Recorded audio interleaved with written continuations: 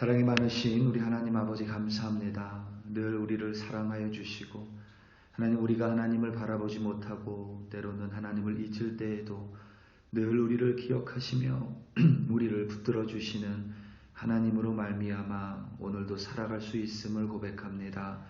하나님, 오늘도 사람과 함께 더불어 살아가는 이 세상 속에서 사람을 중심으로 살아가는 것이 아니라 나를 자랑하며 내가 중심이 되는 하루가 아니라 하나님만을 바라볼 수 있도록 도와주시옵소서. 하나님을 힘입어 하나님 안에서 하나님 중심으로 살아갈 때에 하나님, 오늘 하루 무엇을 만나던 하나님과 함께 든든히 승리할 줄로 믿습니다. 오늘도 우리 한 사람 한 사람 붙들어 주시며 함께하여 주시며 보호하여 주시며 인도하여 주시옵소서. 감사합니다. 예수님의 이름으로 기도드립니다. 아멘. 고린도후서 10장 12절부터 18절 말씀으로 주의 말씀을 증거합니다. 우리 다 함께 보시겠습니다. 능력받는 새벽기도, 응답받는 새벽기도, 성령과 함께하는 새벽기도. 할렐루야. 아멘. 심리학에 착한 아이 컴플렉스라는 우리말 용어가 있습니다.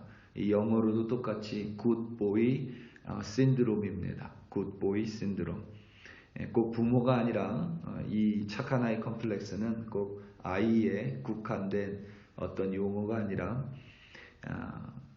부모뿐만 아니라 타인에게 인정받고 사랑받기 위해 강박에 사로잡혀 있는 아이 혹은 그러한 강박을 가지고 있는 사람을 지칭할 때 사용하는 용어입니다. 보통 아이들이 셋 이상 있는 집에 둘째가 그런 이 착한 아이 콤플렉스를 가지고 있는 경우가 많이 목격이 되죠. 이런 착한 아이 콤플렉스를 가진 사람들의 특징이 바로 타인 중심입니다. 내가 중심이 아니라 주변의 타인, 그것이 때로는 부모가 될 수도 있고 혹은 친구가 될 수도 있고 혹은 직장 상사가 자신의 삶의 중심이 될 때가 있습니다. 이런 사람들은 타인에게 인정받는 것이 그들의 삶 속에서 가장 중요합니다. 오해하지 말아야 할 것은 격려를 원하는 것은 사람의 본성입니다. 칭찬을 받으면 기분이 좋습니다. 격려와 칭찬을 좋아한다고 해서 모두가 다 착한 아이 컴플렉스를 가진 것은 아닙니다. 우리는 다른 이들과 더불어 살며 격려를 받아야 하고 때로는 칭찬을 받습니다. 그런 거와 다르게 이 착한 아이 컴플렉스를 가진 성향의 사람들은 다른 이의 인정이 절대적으로 필요합니다. 이 착한 아이 컴플렉스의 가장 큰 특징이 타인 중심이라고 한 것처럼 이들은 타인에 의해서 좌지우지됩니다. 타인 때문에 내 기분이 좋다가 다른 사람 때문에 내 기분이 안 좋아집니다. 내가 좋아서 어떤 일을 하는 것이 아니라 타인에게 인정받기 위해서 그 일을 합니다. 우리가 조심해야 될 점 중에 하나는 어떤 사람들은 아주 못된 사람들입니다. 어떤 사람들은 이런 착한 아이 컴플렉스를 가진 사람을 아주 잘 조종하며 살 수 있는 사람이 있습니다. 요즘 많이 나오는 가스라이팅이라든가 혹은 사이코패스들이 이런 촉이 아주 발달되어 있어서 이 사람들은 악하게도 주변에 이러한 착한 아이 컴플렉스를 가진 사람들을 유린하고 착취할 때가 많이 있습니다. 착한 아이 컴플렉스를 가진 사람들의 기준은 타인입니다.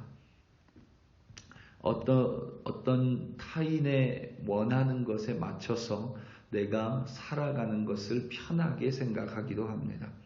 또 다른 사람들은 타인 중심의 사람들인데 이 사람들은 늘 타인과 비교하며 살아가는 사람들이 있습니다.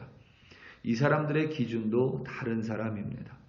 다른 사람과 항상 나를 비교해서 내가 기쁘고 때로는 내가 슬프고 시비가 엇갈립니다.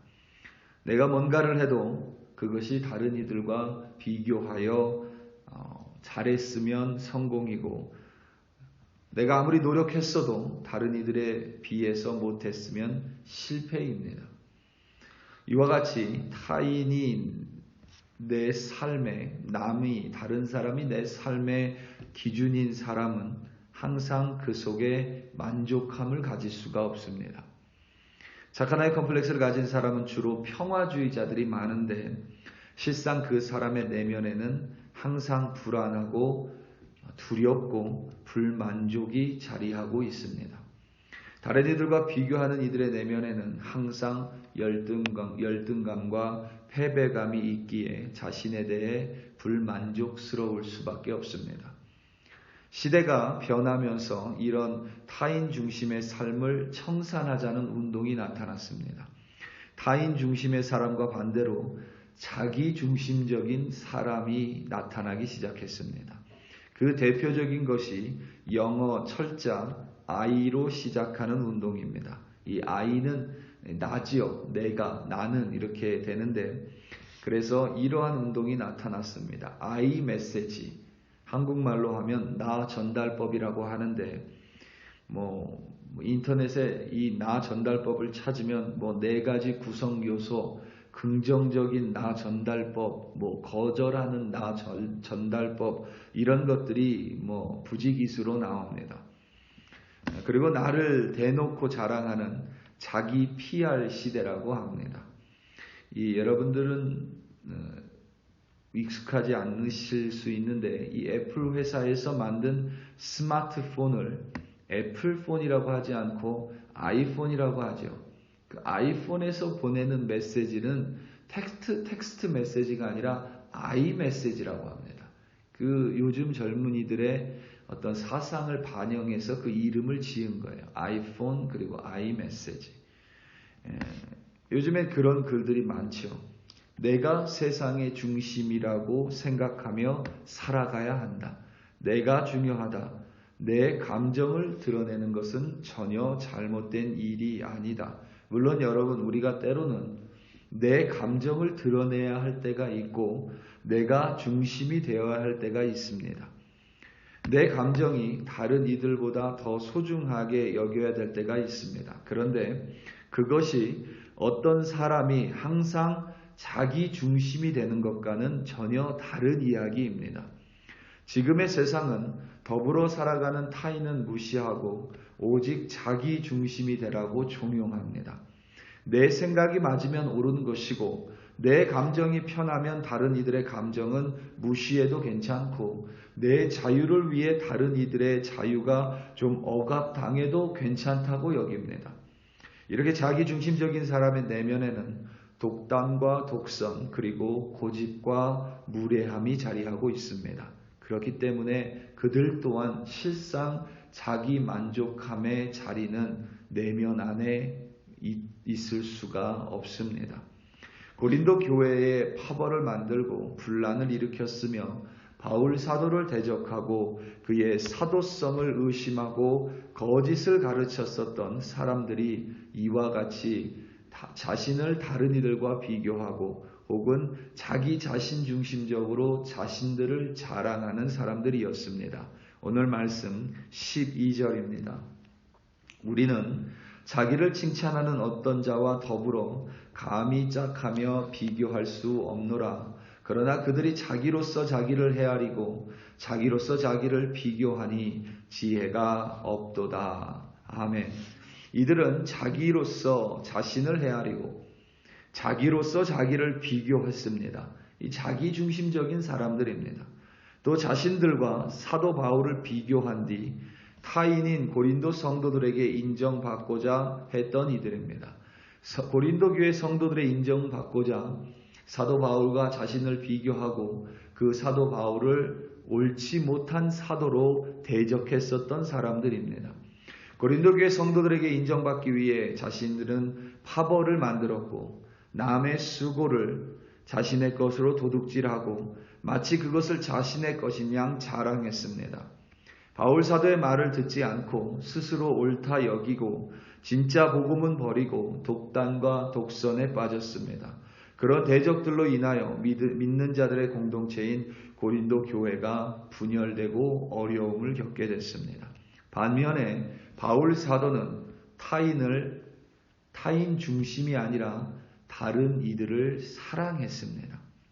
고린도 교회 성도들 중심이었던 것이 아니라 바울 사도는 고린도 교회 성도들에게 목숨을 내놓을 만큼 그들을 사랑했습니다. 하지만 절대 그들 중심은 아니었습니다. 만약 사도 바울이 고린도 교회 성도들의 중심, 그들의 인정을 받기 원했다면 절대 고린도 교회에 보낸 세 번째 편지, 곧 책망의 편지, 눈물의 편지를 절대 보내지 못했을 것입니다. 그렇다고 바울이 자기를 모든 면에서 옳다고 여기는 자기 감정만이 중요한 자기 중심적인 사람 또한 결코 아니었습니다. 물론 자신이 전한 복음과 자신의 사도권을 변호할 때는 바울 사도는 단호했습니다. 하지만 결코 자신의 학문을 자랑하거나 자신이 사도 중에 최고라 절대 자랑한 적이 없습니다. 바울 사도는 철저하게 하나님 중심의 사람이었습니다.